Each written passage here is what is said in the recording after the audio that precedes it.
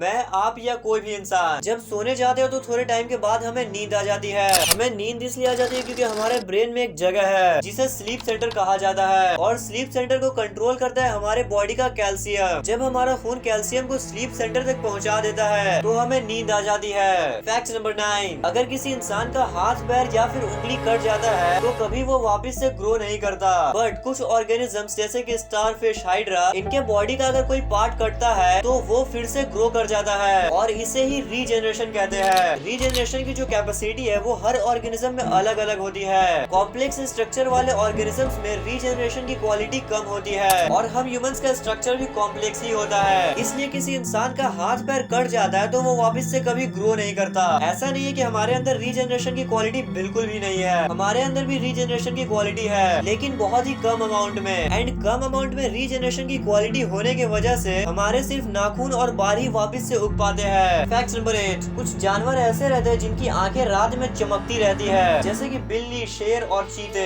ऐसा इसलिए होता है क्योंकि उनकी आंखों में एक स्पेशल टाइप के सब्सटेंस की पतली सी लेयर होती है जिसे क्रिस्टलाइन सब्सटेंस कहते हैं। एंड ये क्रिस्टलाइन सब्सटेंस आंखों पर पड़ने वाली लाइट को रिफ्लेक्ट कर देती है, और यही रिफ्लेक्टेड लाइट उनके आंखों के चमकने की वजह बनती है। जिन जानवरों की आंखें रात में नहीं चमकती है उनकी आंखों में इस तरह के सब्सटेंस की लेयर नहीं होती है, और इसीलिए हम इंसानों की भी आंखें रात में नहीं चमकती है। फैक्ट नंबर 7, साइंटिस्ट की एक बहुत ही कॉमन सी थियरी है रिलेटेड टू मून कि चांद कैसे बना। थियोरी के अकॉर्डिंग आज से करोड़ों साल पहले मार्स के साइज का एक घूमता हुआ मेटेरॉइड अर्थ से आकर टकरा गया, जिसके वजह से अर्थ और मेटेरॉइड के काफी सारे टुकड़े हो गए और वो टुकड़े स्पेस में घूमने लगे। स्पेस में घूमते हुए वो टुकड़े कुछ पीरियड ऑफ टाइम के बाद आपस में जुड़ने लगे, एंड जुड़ते जुड़ते चांद बन गया। फैक्ट नंबर 6, 1976 में अप्रैल फूल वाले दिन बीबीसी रेडियो वालों ने लिसनर्स के साथ एक प्रैंक किया। रेडियो वालों ने अनाउंसमेंट किया कि उस दिन 9:47 पर एक एस्ट्रोनॉमिकल इंसिडेंट होने वाला है जिसमें प्लूटो जुपिटर से गुजरते हुए एक ऐसा ग्रेविटेशनल फोर्स पैदा करेगा कि अर्थ पर के इंसान उछलने लगेंगे।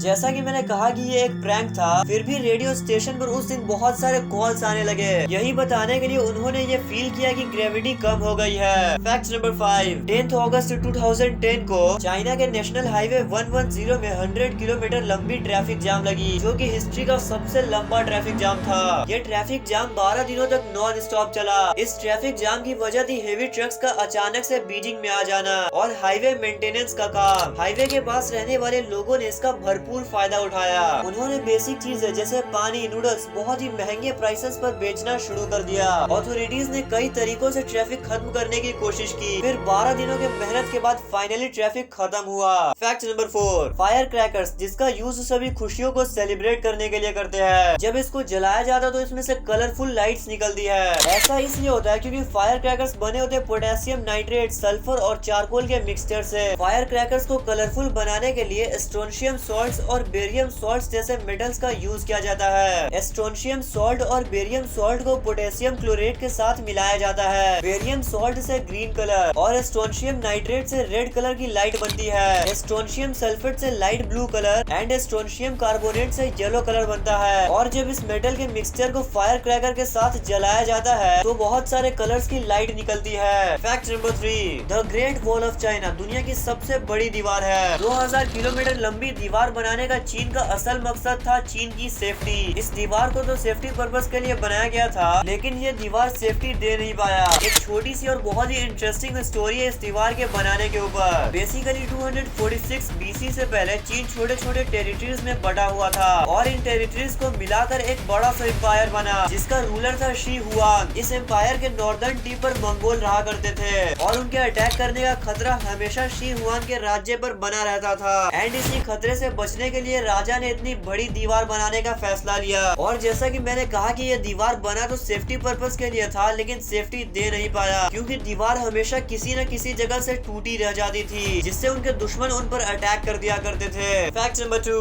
रेनॉल्ड्स फेनोमेनन, ये एक ऐसी बीमारी है जिसमें किसी इंसान के हाथ ऐसे दिखने लगते हैं। इस बीमारी में हाथ पर कई जगह पर ब्लड ठीक से नहीं पहुंचता है, तो हाथ का वो पार्ट व्हाइट हो जाता है, और किसी जगह में ज्यादा ब्लड सप्लाई हो जाता है, इसलिए हाथ का वो पार्ट रेड हो जाता है। जैसे कि आप ये फोटो देखो, इस फोटो में 2 उंगली व्हाइट कलर की है और 2 रेड कलर की। व्हाइट कलर वाले उंगली में खून का सप्लाई नहीं हुआ है, एंड रेड कलर वाले उंगली में वो खून तो गया ही जो उसके पास जाना था, साथ ही व्हाइट कलर वाले उंगली का भी खून उसी उंगली में चला गया। इस बीमारी की डेंजरस बात यह है कि इसका क्योर अभी तक मिला नहीं है, मतलब कि ये बीमारी ठीक नहीं हो सकता बिना सर्जरी के। फैक्ट नंबर 1, ये शायद आपको पता होगा कि हम ह्यूमंस अर्थ के सरफेस के ऊपर रहते हैं, ना कि अर्थ के अंदर। तो अर्थ के ऊपर हम है तो उसके अंदर क्या है? सेस्मिक वेव्स की हेल्प से पता चला कि अर्थ के अंदर 3 सरफेसेस है, क्रस्ट, मेंटल और कोर। पहला क्रस्ट जो कि सॉलिड स्टेट में होता है, इसकी मोटाई 16 किलोमीटर से 50 किलोमीटर तक है। क्रस्ट की जो लेयर्स है मोस्टली सिलिका से बनी हुई है। अर्थ का सिर्फ 1% वॉल्यूम क्रस्ट कवर करता है एंड अर्थ का 4% मास क्रस्ट के सेक्शन में आता है। दूसरा मेंटल, जिसकी गहराई 2880 किलोमीटर तक है। Mental mostly iron and magnesium से बना हुआ है। इसमें सॉलिड रॉक्स होते हैं। अर्थ का 84% वॉल्यूम मेंटल कवर करता है और